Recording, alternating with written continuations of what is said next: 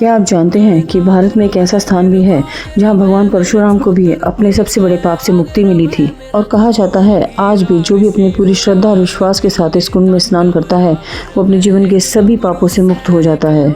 ये कथा है महान ऋषि जमदग्नि और उनकी पत्नी माता रेणुका की।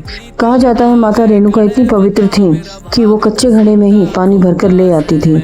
और आश्चर्य की बात ये थी कि वो घड़ा कभी टूटता नहीं था, क्योंकि वो सिर्फ घड़ा नहीं था, उनका सत्यत्व था, उनकी पवित्रता थी। लेकिन एक दिन एक पल के लिए उनका मन डगमगा गया। उन्होंने नदी में गंधर्वों को जल क्रीड़ा करते हुए देख लिया और जैसे ही उनका ध्यान भटका वो घड़ा जो उनका सत्यत्व का प्रतीक था वो उसी क्षण टूट गया। और जब वो आश्रम पहुंची तो ऋषि जमदग्नि अपने तपोबल से सब कुछ जान चुके थे। वो क्रोध में आ गए और उन्होंने अपने चारों पुत्रों से कहा कि अपनी माता का वध कर दो। ये सुनकर चारों पुत्र पत्थर हो गए।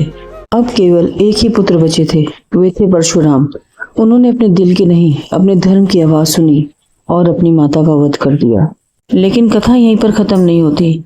ऋषि जमदग्नि अपने पुत्र के इस कदम से इतने प्रसन्न हुए, उन्होंने परशुराम जी से कहा कि वर मांगो। तो उन्होंने कोई राज्य नहीं मांगा। ऋषि परशुराम जी ने कहा मेरी माता को पुनः जीवित कर दीजिए। सब कुछ पहले जैसा ही हो गया था, लेकिन पाप अभी भी उन्हीं के साथ था। वो कुल्हाड़ी उनके हाथ से अलग ही नहीं हो रही थी। उन्होंने अनेक तीर्थों की यात्रा की, लेकिन कुल्हाड़ी उनके हाथ से अलग हो ही नहीं रही थी। और अंत में वे पहुंचे पूर्वी हिमालय में परशुराम कुंड पे।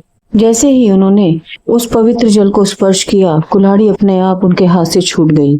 और यही कारण है आज भी हजारों श्रद्धालु इस कुंड में स्नान करते हैं, इसी विश्वास के साथ कि जैसे परशुराम जी के सारे पाप धुल गए थे, वैसे भी हम भी अपने पापों से मुक्त हो जाएंगे। अगर आप भी सनातन धर्म में विश्वास रखते हैं और परशुराम भगवान को मानते हैं तो कमेंट में जरूर लिखिएगा जय परशुराम।